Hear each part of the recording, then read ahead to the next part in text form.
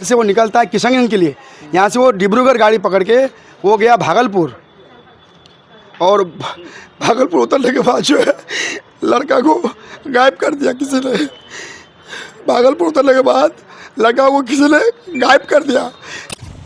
अब खोजते खोजते अभी तक कोई आता पता नहीं, कोई लिंक नहीं। जो प्रशासन है प्लीज़ वो थोड़ा हेल्प करे हम लोगों का। गंज पुलिस के का जो रवैया रहा है, उनका जो अप्रोच रहा है इनको ढूंढने में, बहुत ही निराशाजनक और बहुत अफसोसनाक रहा है। अस्सलाम दोस्तों, मैं रज़ी अहमद और आप देख रहे हैं वॉइस इंडिया 24/7। दोस्तों आपको बता दें कि इस वक्त हम मौजूद हैं एक दुखियारी माँ के पास। जी हाँ, आप तस्वीरों में देख सकते हैं इनका रो रो के बुरा हाल है। दरअसल इनके बेटे को जो है सरकारी जॉब लगते हैं, सरकारी कर्मचारी हो जाते हैं इनके बेटे, खुशी की लहर दौड़ती है।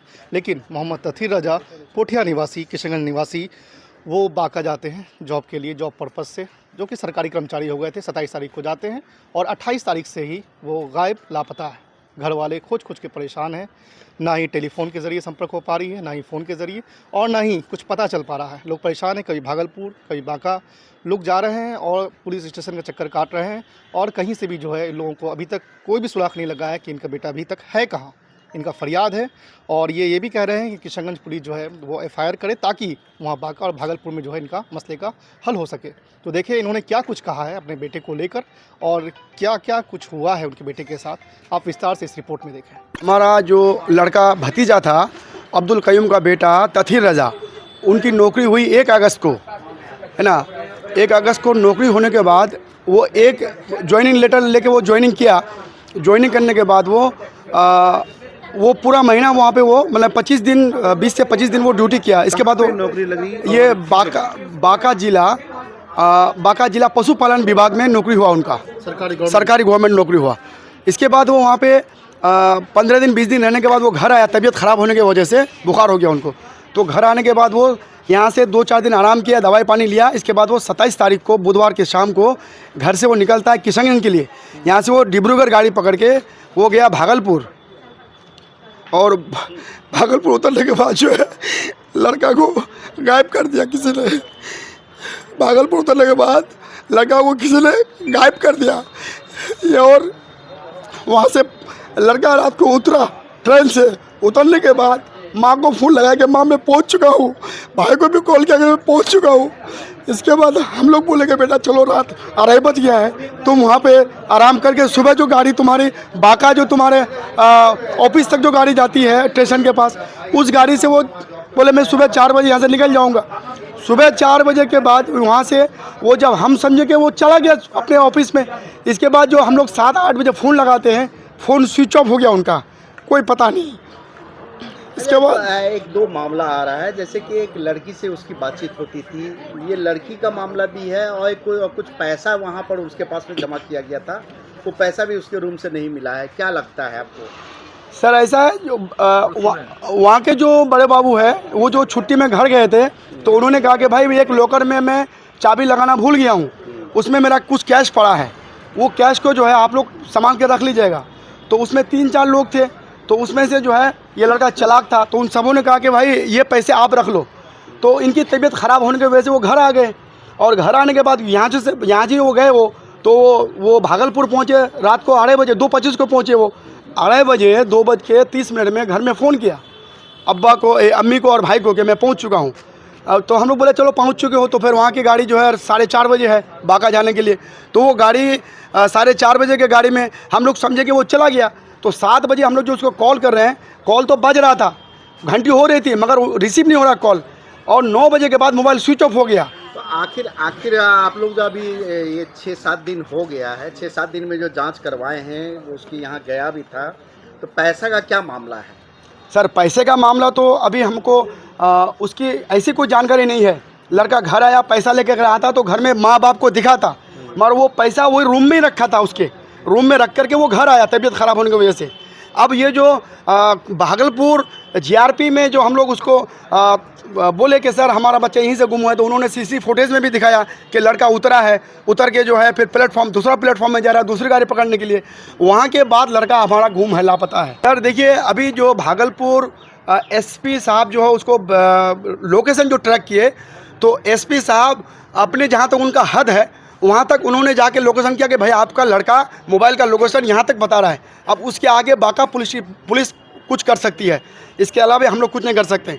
सर दूसरी बात ये है कि Bhagalpur police station, Bhagalpur GRP office एक ही चीज़ मांग रहे थे कि आप पुठिया अपना थाना में जाकर के एक छोटा सा एफआईआर कीजिए और वो एफआईआर को भी हमें दीजिए तो हम यहाँ से कोई कार्रवाई करेंगे, मगर यहाँ की पुलिस हमारी बात सुनने को तैयार नहीं। आप लोग क्या चाहते हैं? हम लोग चाहते हैं कि किशनगंज एसपी साहब, उनके भी लेटर, उनको भी किसी तरह से कांटेक्ट किया गया, उनको एक लेटर लिख के दिया गया। सर बोले कि एक लेटर मुझे दो और हम भी कुछ करते अपने स्तर से, व्हाट्सअप पे किए उनके सर के ऑफिस मोबाइल पे, मगर एसपी साहब किसी भी कोई हम लोग को आगे की मदद नहीं मिला, कोई जानकारी नहीं मिली।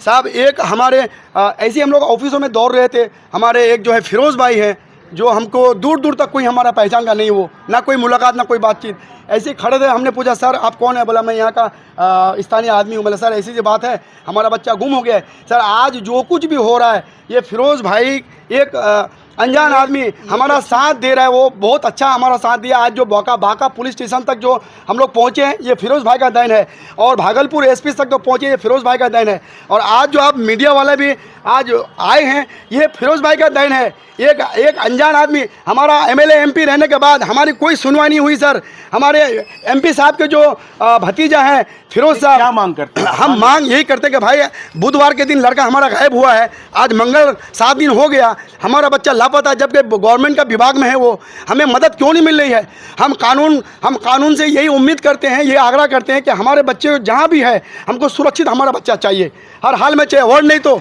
हम लोग अपने गांव पड़ोस में लेकर के 2-4 आदमी के साथ, हज़ारों आदमी के साथ हम लोग आगे रोड जाम करेंगे। क्यों कि सरकारी विभाग में लड़का कार्यरत है, अब उस पर अगर कानून नहीं साथ दे रही है तो सर हम कहाँ जाए? हमें तो हर जगह निराशा है। हमारे बारे में कुछ गवर्नमेंट या कानून को फिक्र करनी चाहिए। भाई के साथ में क्या हुआ है, क्या लगता है आपको? मेरा भाई 1 तारीख को ज्वाइनिंग हुआ ड्यूटी, एक किस विभाग में? पशुपालन विभाग में। हाँ ठीक है। इसके बाद वो 20 दिन तक ड्यूटी किया, उसकी तबीयत थोड़ा ख़राब था, बुखार था, तो घर आया छुट्टी लेके घर आने के बाद वो 1 हफ़्ता रहा घर पे, बीमार था बोल के 1 हफ़्ता रहा। तो 27 तारीख को रात को घर से निकला, 27 तारीख को रात को घर से निकला, करीब 2:30 बजे, 28 तारीख हो गया था, 2:30 बजे रात को मम्मी से बात की वो भागलपुर स्टेशन उतरने के बाद। उस वही लास्ट कॉल था उसका बात करने का मम्मी से, उसके बाद और ना कॉल ना कुछ हो रहा है, कुछ भी नहीं हो रहा है, उसी दिन से गायब है। किसी पे कोई शक नहीं, किसी पे तो शक नहीं है। क्या मांग करते हैं?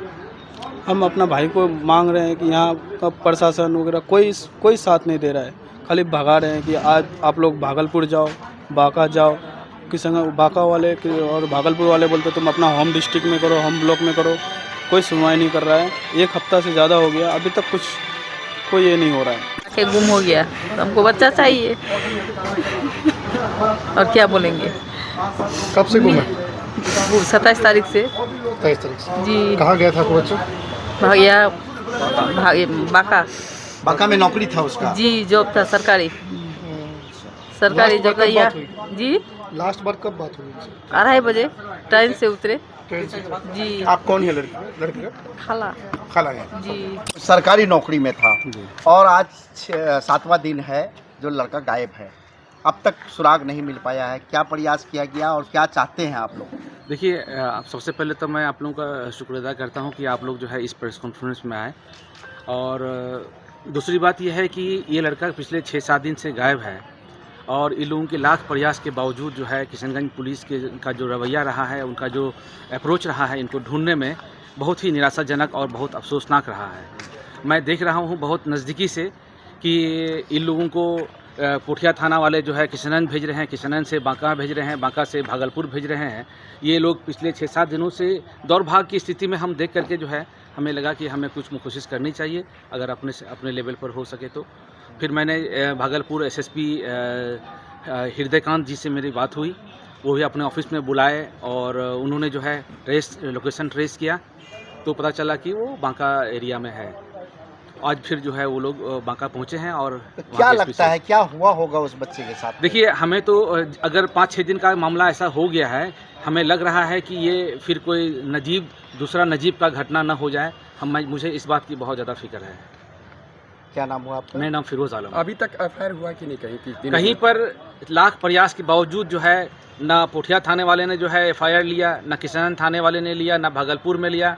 अब जो है अभी वो लोग बांका में हैं और बांका में जो है कितने दिन हो गए लापता होने का? 6 दिन से ज़्यादा। अभी तक किसी ने अभी तक नहीं है। सभी लोग टाल रहे हैं। सभी लोग अपने अपने जिम्मेदारी से भाग रहे हैं। मैं आप लोगों के माध्यम से बिहार के डीजीपी से मैं आग्रह करूंगा कि इस पर जो है आप संज्ञान लें। मैंने डीजीपी साहब को भी मैंने व्हाट्सअप किया है और मैं गुजारिश करता हूं आप लोगों से हमारी बात को, और इन लोगों की जो इल्तिजा है, इन लोगों की जो करुणा है, इन लोगों की जो नाउमीदी है, इसको जो है आप हमारे डीजीपी साहब तक पहुंचाएं।